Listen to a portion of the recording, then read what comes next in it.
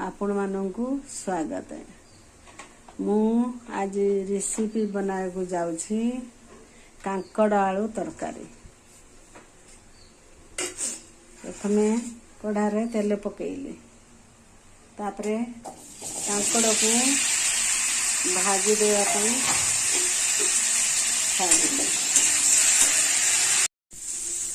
एबे हमर कांकड़ भजा होइगला। एबे गैस को सिम पर रखिबा, ताको थाली को खुली दबा। एबे मसाला कषिया पई तेल देली।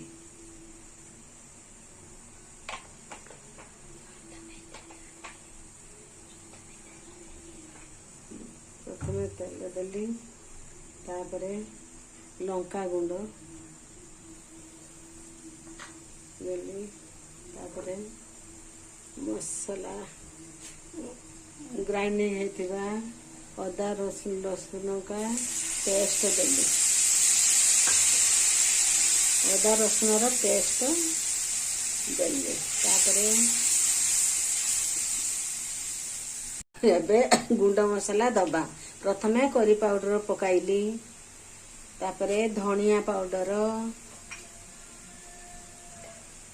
तापरे दालचीनी, तापरे गरम मसाला देली।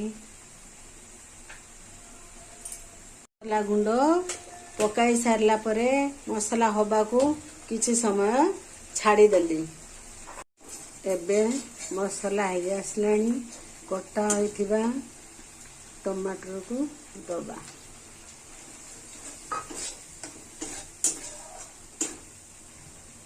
तापरे 2 मिनट पाई छाड़ी दबा, टमाटर हबो।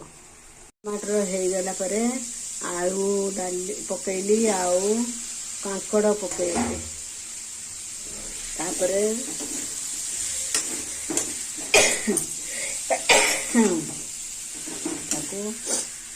ताकू कषिवा पाई किछि समय छाड़ी देली।